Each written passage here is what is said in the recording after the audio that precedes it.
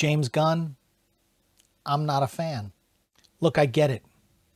He's a talented guy. Guardians of the Galaxy was good. His movies have heart and humor, blah, blah, blah, blah, blah.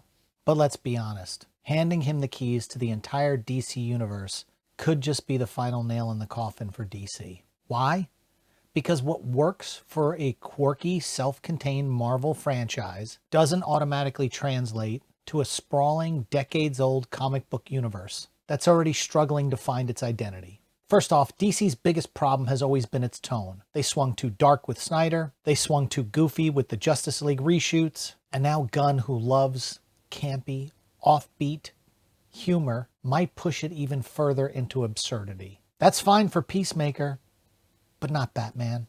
Superman? These characters need weight, not one-liners. And Gunn's style risks turning the DCU into a parade of fucking jokes, where nothing feels like it's at stake. Then there's his track record. Yeah, Guardians was great, but what about the Suicide Squad? While fun, it wasn't exactly a box office success. Oh, COVID, straight to streaming, day on day, whatever. It wasn't a box office smash.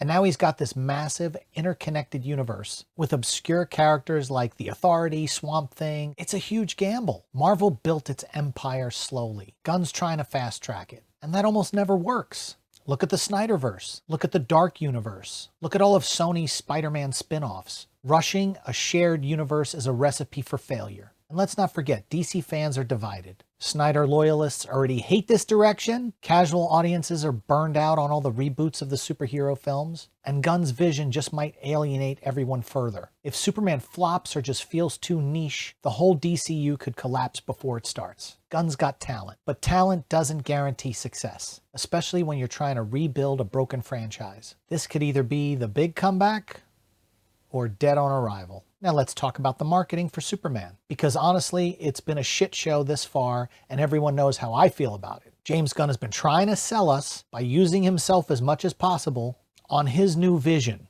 But the way they're rolling it out feels rushed, it feels confusing, and at times downright amateurish. First, we got the underwhelming logo reveal, and let's be honest, people are split. They either love the Kingdom Come type logo or they don't. They just put the shield out there with no context, no anything, just a logo. And then Superman putting on his boots. There's so much stuff coming out now that they should have led with. It just shows how bad they fumbled the ball. And then there was all the casting. Instead of building up some sort of big hype, James Gunn just kept dropping names on social media. Oh, guess what? Nathan Fillion's joined up now. Oh, guess what? We've got Guy Gardner. It's just been this slow trickle out. He just puts out random tweets of his dog. And David Cornsweet putting on his boots in that first picture was fine, but it didn't say, hey, we're rebooting this thing and it's going to be fantastic and super. It was just kind of like, another day at the office, I'm putting on my boots. Where's the wow effect? Where's the confidence? And you know, James Gunn just sends mixed messages. One day he says it's a fresh new start. The next, John Cena and Viola Davis are coming into the fold from the old DCEU. So is this really a reboot? Is it not? Is it a shared universe? Now we've got the doors that you can walk through and just go to different universes. Well, why not just grab someone from another universe and bring them in?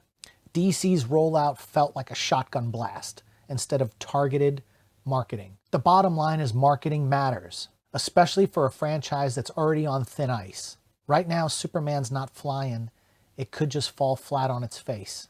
And if Gunn can't course correct this thing, if it bombs at the box office, and it struggles to find its audience, an audience, let's talk about the audience. Let's not sugarcoat it. James Gunn's handling of Henry Cavill was a PR nightmare. And it's still costing goodwill with the fans. Cavill was Superman for a whole generation of people. After the mess of Justice League, he was ready to come back, shot the cameo for Black Adam, and the fans got hyped. Then out of nowhere, Gunn announces he's rebooting the whole thing. He's going to get a younger Superman, and Cavill is out.